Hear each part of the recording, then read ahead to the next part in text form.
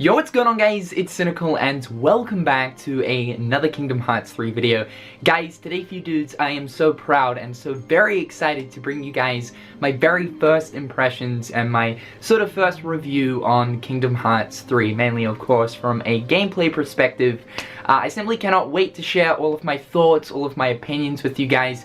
If in case some of you dudes have been living under a rock for the past few days, last Friday, I flew out to Los Angeles as I was invited to the Kingdom Hearts 3 premiere event, and there myself, along with a whole bunch of other media news outlets, along with other content creators and streamers, were given the opportunity to actually have a hands-on experience with Kingdom Hearts 3. There we were actually able to play two Kingdom Hearts 3 demos, one being an Olympus demo, which was the shorter out of the two, which was essentially just the Rock Titan fight, and then we also got a Toy Story demo, which was a much larger demo, where we actually got to explore Andy's room, outside Andy's house, Galaxy Toys, and there was also a boss fight at the end of that demo as well. Like I said, this video is going to be my first impressions and thoughts towards Kingdom Hearts 3. I have a lot of thoughts to bring to you guys. This video is going to be divided into 5 different sections: combat and gameplay, world design, visuals, performance, and extras. Before we get into this video, I want to say a very special and sincere thank you to Square Enix for such an incredible opportunity. Kingdom Hearts 3 is shaping up to be an incredible game. You guys are in for an absolute treat when it drops sometime later on this year. Thank you, Square Enix, so much for inviting me to the Kingdom Hearts 3 premiere event. It is by far one of the best times of my life, so thank you guys so very much. With that being said though, dudes, this is my first impressions and thoughts towards Kingdom Hearts 3. Without further ado, let's get into it.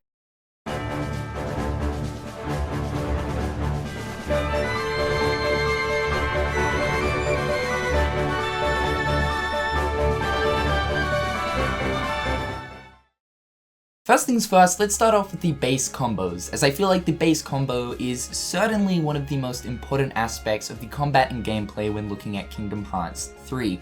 Now, one question that we have been asking ourselves for quite some time is, how exactly does the Kingdom Hearts 3 combat feel in comparison to previous Kingdom Hearts entries? Now, I know for the majority of us, we're really hoping that the combat of Kingdom Hearts 3 feels as fluid as Kingdom Hearts 2. I think most of us can agree that Kingdom Hearts 2, as of right now, is the most definitive Kingdom Hearts game when looking towards its combat. The fluidity within Kingdom Hearts 2's combat is just simply amazing, and it's that fluidity in which we want to return for Kingdom Hearts 3. A lot of us have been worried that Kingdom Hearts 3's base combos may include some floatiness, and if in case you guys don't know what this floatiness is, it's something that is apparent within games like Kingdom Hearts Birth by Sleep as well as Dream Drop Distance. Now, the floatiness factor within base combos really shines through a lot within Kingdom Hearts Birth by Sleep, not so much within DDD, and we also saw this floatiness return for that of 0.2 Birth by Sleep, a game that essentially is giving us a taste test of Kingdom Hearts 3, but of course including aspects of Birth by Sleep within it. It would seem to be that floatiness within base combos is an example of Team Osaka's work, as the Osaka team for Square Enix are the ones who developed Kingdom Hearts Birth by Sleep, Kingdom Hearts Dream Drop Distance, Kingdom Hearts 0.2 Birth by Sleep, and of course the upcoming Kingdom Hearts 3. To give an example of floaty combat, Birth by Sleep shines through with it the most. When we use an aerial combo in Birth by Sleep, at the end of the combo you'll notice that Aqua stays in the air for at least 1 to 1.5 seconds before falling to the ground. In Kingdom Hearts 1 and 2, right after Sora takes his final swing in an aerial combo, he falls to the ground instantly. It's not just aerial combos, but ground combos too. In Kingdom Hearts 1 and 2, each hit you would land on an enemy feels weighty and extremely responsive, feeling a sense of power each time you land a hit. However, when looking at installments like Birth by Sleep and Dream Drop Distance, the ground combos felt slower in comparison, with less weight to them. This may seem like a nitpick, but I believe it's a crucial aspect to the combat of Kingdom Hearts 3, as Kingdom Hearts 1 and 2 have had base combos as the core of the combat. Birth by Sleep and Dream Drop Distance focused on different means of combat, like the command deck and flow motion, so perhaps that's why base combos weren't such a large focus in both games. So let's answer the question in hand. Does Kingdom Hearts 3's base combos, the base combat of the game, does it consist of any floatiness? Does it feel like BBS, or does it feel more so like Kingdom Hearts 2? Well, to answer that question, Kingdom Hearts 3's combat does feel a little bit floaty. That floatiness factor is certainly present. It is there. But within saying that, it's certainly not as floaty as Birth by Sleep, Dream Drop Distance, or even 0.2 Birth by Sleep. And even when looking at 0.2 Birth by Sleep, the floatiness factor definitely wasn't as bad as when you compare it to regular Birth by Sleep. The weightiness to the combat is certainly there. Each time I would take a swing at an enemy, I could feel it. I could feel the power behind it. But with that being said, when going into aerial combos, that slight bit of floatiness is certainly present. Now, is this a big deal? Does this bother me? Well, of course, Kingdom Hearts 3 is obviously trying to define its combat system as its own. There's a lot of new additions to the combat of Kingdom Hearts 3. And whether or not Square Enix will of course adjust the floatiness factor before the final release of the game is up in the air. One way or another though, if the floatiness factor is present within the final build of the game, I don't believe that this is going to be a huge problem. It's more so going to be an aspect of the combat system that we will get used to. Don't get me wrong, I certainly had an absolute blast playing KH3, and the combat does feel extremely good. Like I was saying before though, Birth by Sleep as well as Dream Drop Distance didn't just focus on base combos like Kingdom Hearts 1 and Kingdom Hearts 2 did. The base combos were the core of the combat system of Kingdom Hearts 1 and 2, but not really so much for Birth by Sleep and Dream Drop Distance, as DDD focused a lot on deck commands and flow motion, and Birth by Sleep focused a lot on deck commands as well as shotlocks. Kingdom Hearts 3 obviously has the base combos, but on top of that we now have things like attraction flow rides, Keyblade transformations, links, different things we can use within the environment, as an example the Gigas mech suit in the Toy Story world, as a means to take down enemies within the world space. There's a lot of different things to utilize within the combat of Kingdom Hearts 3 towards taking down our opponents. However though, because this is a mainline Kingdom Hearts entry being Kingdom Hearts 3, I definitely feel as if it is important that the base combos should be one of the core aspects of the combat system of Kingdom Hearts 3, as we've seen within Kingdom Hearts 1 and 2, with having different things like the attraction flow rides, the link system, and Keyblade transformations as extra means to take down our enemies. Within the demo, we got to use 4 different Keyblades. We got to use the Kingdom Key, the Infinity Badge, which is the Toy Story Keyblade, the Smile Gear, which is the Monsters Inc. Keyblade, as well as Ever After, which is the Tangled Keyblade. One thing that I was looking out for within the combos is to see that when using a different Keyblade, are the combos different, or is it going to work like Kingdom Hearts 1 and 2, where we have ability customization? What I did pick up on is combos aren't different depending on what Keyblade you use. The combos appear to be exactly the same. However though, there was no evidence of the combos being different between both demos that we got to play, the Olympus demo and the Toy Story demo. The combos would always remain the same. Now, one fear that I currently have is that the ability system is not going to return, and I only say that because we have so many other means of combat within KH3. Like I said, the Keyblade transformations, parkour, links, as well as attraction flow rides. I believe that the ability system most certainly needs to return, as it has been a pivotal part of the combat within the mainline games for Kingdom Hearts. The ability system allowed us to configure our combos, putting in different finishes, putting in things like Combo Plus, other abilities like Once More, Second Chance, and although for a lot of us we might think that the ability system is something to be expected, at this point I'm a little bit unsure, and I only say that because we have so many different ways to use combat within KH3. Let's talk a little bit about flow motion. As we know, flow motion is a returning mechanic for Kingdom Hearts 3 and is now known as athletic flow. Now, last year we actually got a bit of information towards athletic flow, with Tetsuya Nomura explaining that it is extremely toned down compared to the flow motion we find within Kingdom Hearts Dream Drop Distance.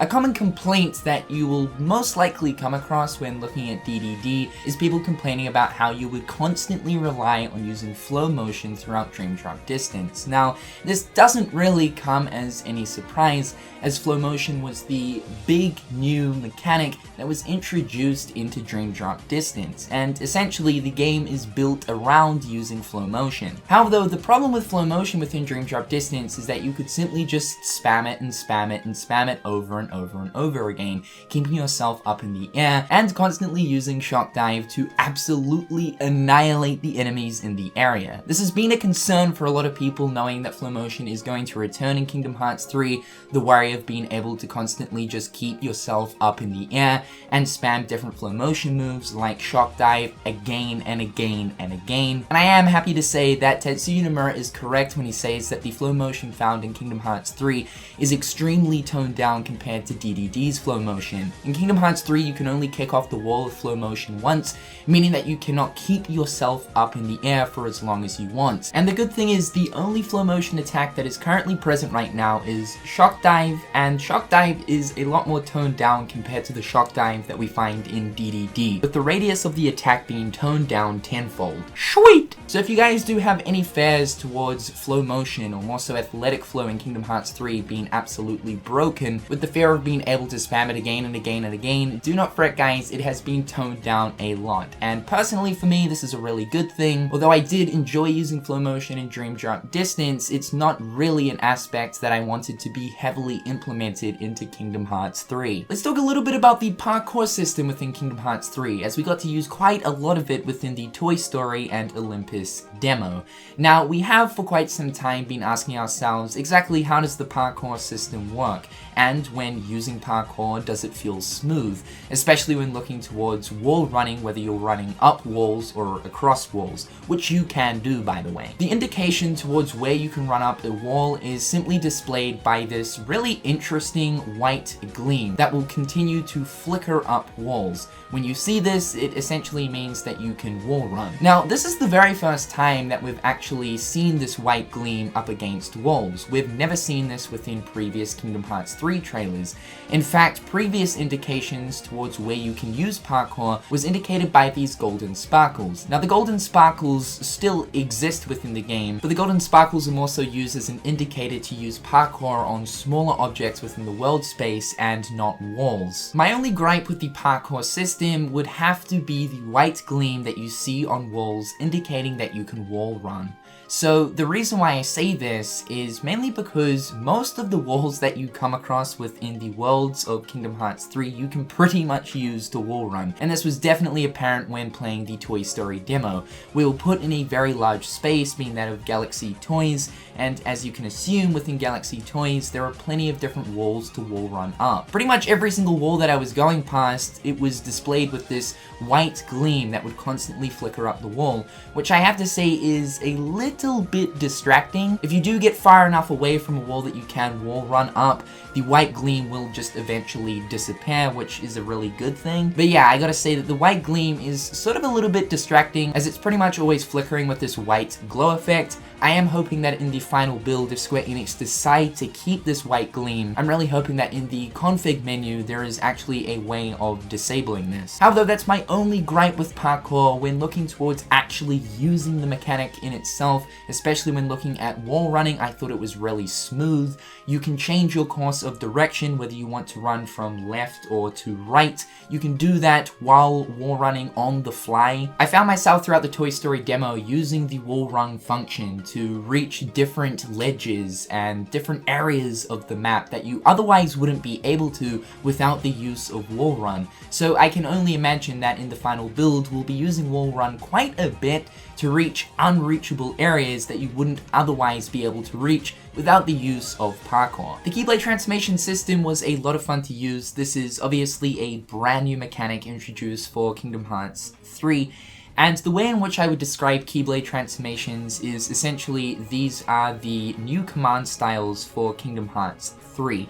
Obviously in Kingdom Hearts Birth by Sleep, depending on exactly what sort of things you're doing within the combat situation, whether you're using fire or you're using blizzard, depending on what sort of commands you're using in that time, you'll activate a different type of command style. As an example, if you're using blizzard-based attacks in BBS, you'll eventually end up activating the Diamond Dust command style. So Keyblade transformations are essentially Kingdom Hearts 3's version of command styles, and of course we know that Keyblade transformations are essentially replacing the drive form system. Now there is no resource or anything towards activating a Keyblade transformation, and essentially the Keyblade transformation system is tied into the situation command system, the system that we actually got to taste test in 0.2 Birth by Sleep. After a decent amount of use with the Keyblade within combat, eventually in the situation commands it will pop up with the Keyblade transformation. You can simply press triangle and it's pretty much as easy as that.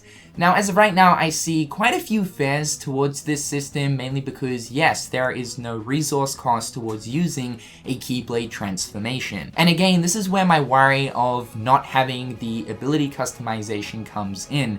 With Keyblade transformations requiring no cost, are the combos of Kingdom Hearts 3 mainly focusing around Keyblade transformations and the way that they differ up your combos. Now, unfortunately, I didn't get to try out all of the Keyblade transformations within the demo. We did get to use 3 different Keyblades within the Toy Story demo, which is where we got to use the Keyblade transformations. And as you guys should know, there are 2 stages for Keyblade transformations to each Keyblade. The Keyblade transformations that I got to try out were Hyper Hammer, Assault Claws, as well as Mirage Staff. Now, I actually didn't go into the second stages of the Keyblade transformations for these Keyblades, which is a little bit unfortunate. Now, obviously, this was my first dip into Kingdom Hearts 3, so I was in awe in terms of like literally everything. But yes, unfortunately, I didn't get to try out the second stages, but what I can say from using the 3 base Keyblade transformations across those 3 Keyblades is that the transformations are extremely fun to use. They're very powerful, and I will say that Mirage Staff especially, which is the Keyblade transformation for the Tangled Keyblade, is so good. Oh my god. Literally, guys, you are going to find yourself loving this Keyblade transformation. Essentially, Sora sends out different pulse wave attacks with the staff, especially when he dodges as well. It's almost like a teleport dodge, but each time Sora dodges, he leaves behind like a silhouette of himself. It's so cool. All around, I really like the Keyblade transformation system. It's a lot of fun to use, it's extremely flashy, but I think there is that fear and worry behind the fact that there is simply no resource cost behind this mechanic, and that it is just randomly activated through the use of situation commands. That being said, they are a lot of fun to use. Traction Flow is also another brand new shiny mechanic introduced for Kingdom Hearts 3, a system that allows us to use Disney park rides as weapons of mass destruction. And as we've seen throughout the Kingdom Hearts 3 trailers, the Attraction Flow rides are extremely pretty. Like, visually, they look absolutely amazing. But, of course, we have always been scratching our head as to exactly how this works. Sure, they look cool, but we need to know exactly how they work from a gameplay standpoint. Now, within the demos, we actually got to use a few of the different Attraction Flow rides. We got to use the Big Thunder Mountain, which was present within the Olympus demo when versing the Rock Titan. We got to use Splash Run, which was a brand new Attraction Flow ride that we actually hadn't previously seen, but we got to use within the Toy Story demo. And we also got to use the Pirate Ship as well as the Mad Teacups as well. Now again, similar to Keyblade transformations, there is simply no resource cost towards Attraction Flow rides, rather that they are activated at random. During any random moment when you're in combat and you're attacking enemies, eventually this little green sort of crosshair thing will pop up with a crown in the middle of it. This indicates that after you smack the enemy with the green crosshair on them, in your situation commands, the Attraction Flow ride will pop up, meaning that you can simply press triangle and you will activate the Attraction Flow ride. Now obviously each Attraction Flow ride is different, but when looking towards the controls of these things, they are actually pretty straightforward, as they only come with a couple of different button prompts in order to use them for each Attraction Flow ride. My personal favorite one so far is definitely Splash Run, which, like I was saying, is a brand new Attraction Flow ride that we haven't previously seen before playing this demo. You simply jump all over the place in this like inflatable raft thing, and behind you you're creating these water streams. Visually it looks absolutely beautiful, but once you get to the end of the attraction flow ride, eventually finish will prompt up. You can simply press triangle to finish the attraction flow ride, and Splash Run will go back on all of the water streams that you've created, wiping out any enemies in your way.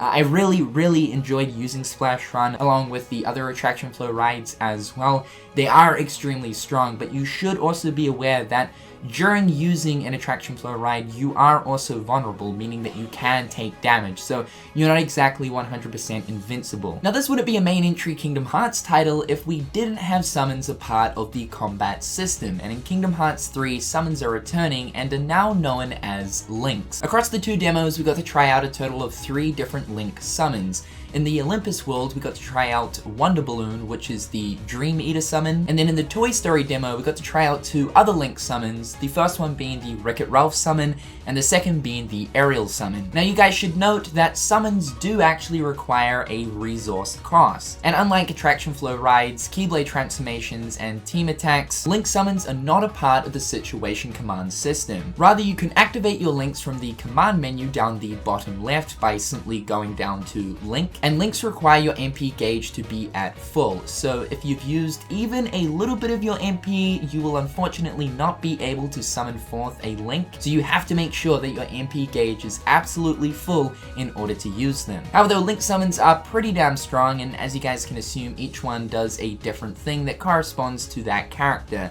As an example, Ariel's one is very flashy, very pretty, and you basically take control of both Ariel and Sora with being able to dive in and out of the floor beneath you, and every time you do so, you create these little water spouts, so that at the end of the Link summon, when you use the finish command, heaps of water blasts out of all of the different spots in which you've dived out of on the ground, which in the end result creates a really pretty fancy looking water show. In Kingdom Hearts 2, limits were a newly introduced mechanic that allows us to actually team up with specific Disney characters so long as they're part of our party, and the same is returning in Kingdom Hearts 3. However, the team attacks have slightly been altered from what was known as limits within Kingdom Hearts 2. This time around, we can't activate limit team attacks from the command menu like we would usually be able to in Kingdom Hearts 2. Rather, this time around, team attacks are linked to that of the situation command system, meaning that similar to attraction flow rides as well as Keyblade transformations, the team attacks activate at random. The team attacks that I got to try out within the Kingdom Hearts 3 demos was Flare Force as well as Rocket Ruckus. Flare Force is Kingdom Hearts 3's version of Duck Flare from KH2, and Rocket Ruckus is the team attack between Sora, Woody, and Buzz, allowing Sora to jump on a mini rocket from the very first Toy Story. These are a lot of fun to use, although when specifically looking towards the Flare Force team attack, which is KH3's version of Duck Flare, I felt like I definitely had less control over it in KH3 than I would in Kingdom Hearts 2. It would seem to me that some of the team attacks in KH3 are very straightforward. You just simply activate them and they do an animation, and that's basically the attack. But then again, when looking towards a team attack like Rocket Ruckus, where we're actually able to control the rocket and fly around, it would seem like there will be a few team attacks in which we do have quite a bit of control over. Next up, let's talk about the Shotlock system, as it is going to be returning in Kingdom Hearts 3. This was a system that was first introduced in Birth by Sleep. We later on saw it return in 0.2, and now it is coming back proud and loud in KH3. Now, one complaint that a lot of people had towards the Shotlock system when it was originally introduced in Kingdom Hearts Birth by Sleep is that it was simply too powerful, and I have to agree with this comment. Yes, the Shotlock system in Kingdom Hearts Birth by Sleep was very, very strong.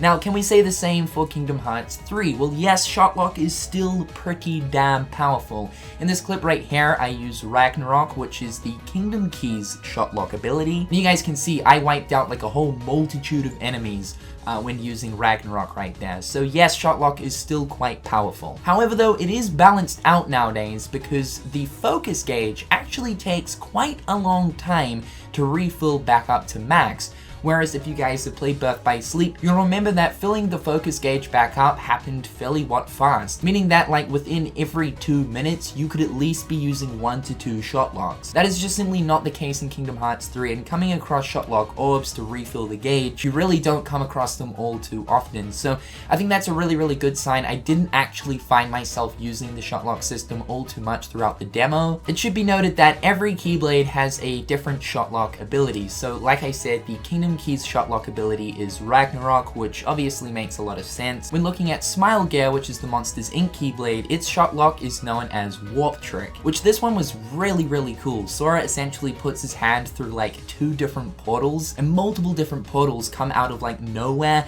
attacking enemies in the area that have been locked onto. Super cool stuff. Flow Chain is also another Shotlock that can be activated across any Keyblade that you're using, so long as you press square opposed to that of X when you're activating Shotlock. Flow Chain is definitely not as strong as the normal Shotlock that pertains to that Keyblade, but it is definitely handy from getting from enemy to enemy, as depending on how many enemies you've locked onto, Sora will warp from one enemy to another. Next up is world gimmicks. So we know that in Kingdom Hearts 3, each world will have different gimmicks that we can use for combat. In Toy Story's case, this is the Gigas mech suit, which I have to say was so much fun to use. I remember upon first seeing the Toy Story trailer and seeing the Gigas gameplay scenes, I was in absolute awe to see something just so cool like that to be put into a game like Kingdom Hearts. I mean, I don't think I could ever imagine using a mech suit in a Kingdom Hearts setting, but here we are in 2018 where Kingdom Hearts 3 has mech suits, and it's beautiful. It works so cool, and there's 3 different suits that you can use. For the most part, the suits all work the same, but across the 3, they each have one special ability. So for instance, the red mech suit can charge, the purple mech suit can fire out a massive cannon laser, and the blue mech suit sends out a bunch of cluster bombs. These are really powerful, especially up against just normal field Heartless, like you absolutely annihilate those guys, and of course at the same time, you're also versing other enemy Gigas mech suits as well. However though, they're a lot of fun to use, especially being able to like push over different, toy stands and stuff, seeing boxes fly all over the place. Yeah, it's just hands down a lot of fun, and I cannot wait to see what other kind of world gimmicks we come across for other worlds that will be in Kingdom Hearts 3. Last up for the combat section, let's talk about Keyblade switching. So this is a fairly interesting new mechanic that was only just recently revealed at the Kingdom Hearts 3 premiere event upon us actually playing the game. You can now equip up to 3 Keyblades at once and change them at any given time when playing the game. You can do so by simply pressing right on the D-pad to switch between your 3 Keyblades. And the cool thing about this is you can actually activate a Keyblade transformation with one Keyblade and then switch to another Keyblade, and your Keyblade transformation on your previous Keyblade will be saved until the next time you equip that Keyblade. That's a lot of Keyblades right there, oh my god. The system certainly makes sense alongside the Keyblade transformation system, as of course we know there's going to be a lot of different Keyblade transformations throughout the game.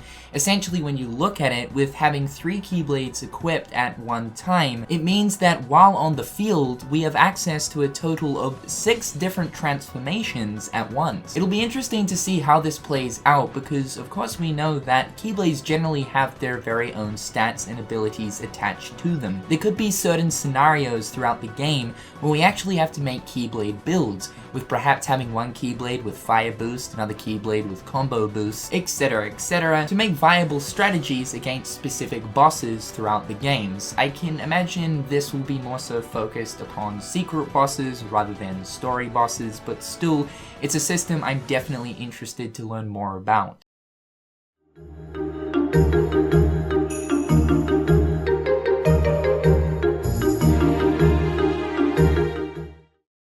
The worlds of Kingdom Hearts 3 have become massive in size, this time around Square focusing on verticality within worlds with more platforming in mind. We didn't get to see a great deal of Olympus, as the demo only consisted of the Rock Titan fight that was pretty linear. However, the Toy Story demo really gave us a good idea as to how worlds are shaping up to be. For Toy Story, we were able to explore Andy's room outside Andy's house, as well as a few areas within Galaxy Toys. Andy's room and outside Andy's house can be considered one area of the Toy Story world, as there's no transition between, meaning you can just hop out Andy's window and you're outside, seamlessly. I was extremely impressed by this, as in previous Kingdom Hearts titles, there would be a loading transition for areas like this. Now that we're finally receiving a Kingdom Hearts title for something more powerful than a PlayStation 2, massive wide open areas like this are now possible. As I said, the worlds are being developed with verticality in mind. Jumping back to Kingdom Hearts 1, the world design focused on areas with small amounts of verticality and platforming. Agrabah and Traverse Town are good examples of this, as we were able to scale up roofs to find chests and hidden entrances, with a lot more jumping involved to get to where we want. Kingdom Hearts 2's world design sort of ditched this idea and went for more of a linear approach, with a lot less platforming and verticality. Worlds became more or less themed hallways. Kingdom Hearts 3 takes note of Kingdom Hearts 1's approach to worlds, but on a much grander scale, with now being able to ascend walls, objects to jump on to reach higher places, and ditching the sense of linear direction. There are still loading transitions between areas. Previously, this is something we were unsure would return, as worlds are on more of an open world level this time around.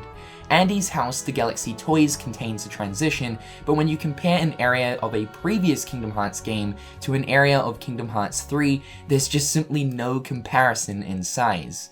Galaxy Toys was where the size of areas really shines the most for me, as we have 3 levels of shops to explore. It would certainly take a while to see everything, and keep in mind, what we were able to explore in the Toy Story demo was only 30% of the world's size, which is absolutely mind-blowing. Aside from the impressive evolution of world size in Kingdom Hearts 3, there were other smaller details that really had me impressed. There's trash lying around in Andy's room that you can push around, you can jump on Andy's ball and ride it, a helium tank you can smack to make Sora and the party's voice squeak, switches you can smack to activate things. The level of interaction and attention to detail this time around is amazing. It makes the worlds feel like they're brimming with things to do. The world design of Kingdom Hearts 3 is impressive to say the least, and is the best it's ever been in a Kingdom Hearts title.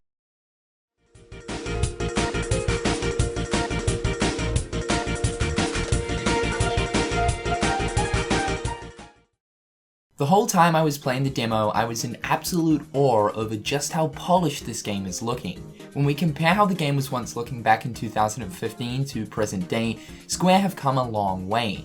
The character models look great, world detail like bushes, grass, rocks, and furniture look spot on.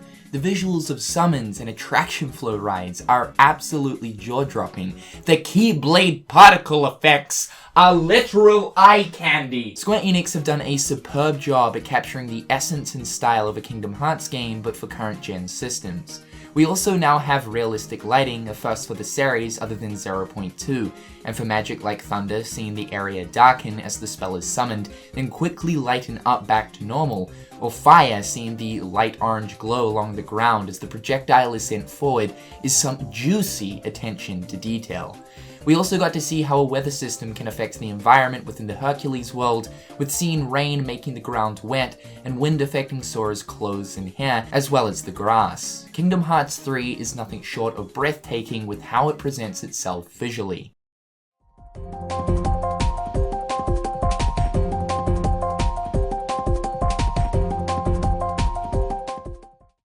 The performance side of a video game is quite possibly one of the most important aspects, as of course we wouldn't exactly want to be playing a game at 12 frames per second, right? Throughout the years of seeing gameplay footage of Kingdom Hearts 3, it's been up in the air as to whether or not Kingdom Hearts 3 will run at 60 frames per second, or really just anywhere higher than 30 frames. With recently being able to play all of the Kingdom Hearts titles at 60 frames per second, with the release of Kingdom Hearts 1.5 plus 2.5 on the PlayStation 4 last year, it's become extremely apparent that Kingdom Hearts games feel top-notch when they run at 60 frames.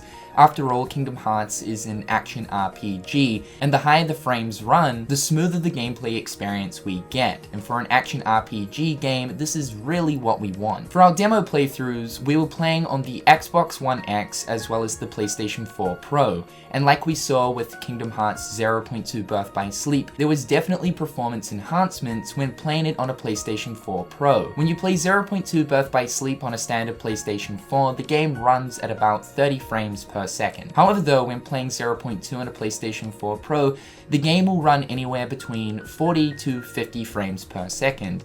Not quite 60 frames, but definitely a smoother gameplay experience. So how exactly does Kingdom Hearts 3 feel in terms of smoothness, and exactly what sort of frames does it run at? Well, I'm happy to reveal to you guys that Kingdom Hearts 3, when playing it on a PlayStation 4 Pro or Xbox One X, runs at a higher frame rate, just like 0.2 Birth by Sleep. Throughout my gameplay experience, I sort of felt like the game was running between 40 to 50 frames per second. Not a solid 60 frames, but however, it did actually feel smoother than that of 0.2 Birth by Sleep. Now with that being said, throughout my gameplay experience, I also did encounter a couple of frame drops, but don't worry, it wasn't anything drastic. When these frame drops were happening, it was in situations of me basically using an attraction flow ride or a team attack where a lot of stuff is happening on screen at once. Again though, I didn't run into this problem all too often, and for the most part, Kingdom Hearts 3 is feeling very, very smooth. Now of course, this is only an early build of the game, so it is very, very possible that by the time we get the final release of KH3, we might potentially see that 60 FPS mark hit. This is obviously a very, very high hope of mine because Kingdom Hearts games just feel so good the higher the frame rate. The other thing that I thought I would chuck into the performance side of this video is loading times. Like I was talking about in the world design section of this video, there is still transitional loading screens between areas. So exactly how long does it take for these loading screens to transition us from one area to another? Well, the loading screens did actually take quite some time to transition from one area to another. And again, this is an early build of the game, so perhaps things like loading will be improved upon when the final release is here. However though, yes, I have to say that the loading times did take quite a while, but when you look at just how big these areas are, the sheer size of them, it kind of makes sense as to why there is a lot of loading going on.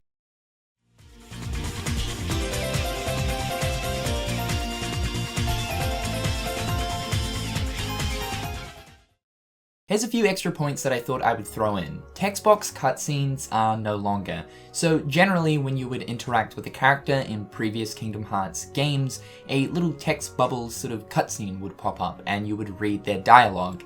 Now in Kingdom Hearts 3, when you interact with the character in the world space, they actually have voiced lines, which I think is really, really cool. It kind of makes the characters seem more so alive. Characters will interact and talk to each other within the field, meaning that while you're just simply running around the place, every so often a piece of dialogue will pop up. I thought this was really cool. Again, it kind of just makes the party members seem more so alive as they're actually talking between each other and mentioning different things along the way. You can now guard in midair, which is a pretty interesting addition to the mechanics. We've never been able to do this previously, aside from using something like Reflect in midair in Kingdom Hearts 2, so yeah, you can now guard in midair. Sora can now perform Air Slide, an ability that was first introduced in Kingdom Hearts 358 over 2 days and was heavily implemented into Birth by Sleep.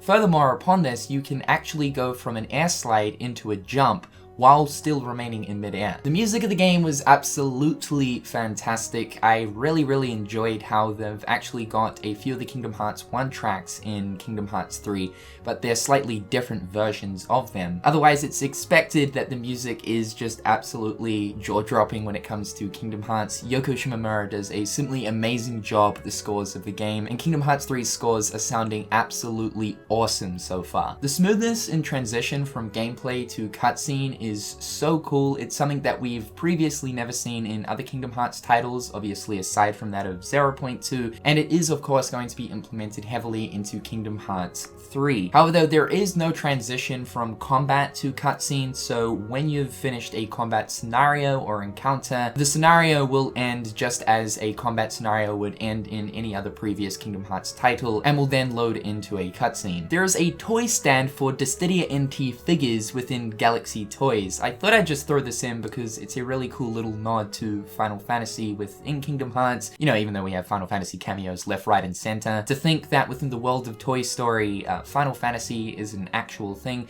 it's sort of weird to think about, but cool nonetheless. However, dudes, that is it. That is my early review for Kingdom Hearts 3.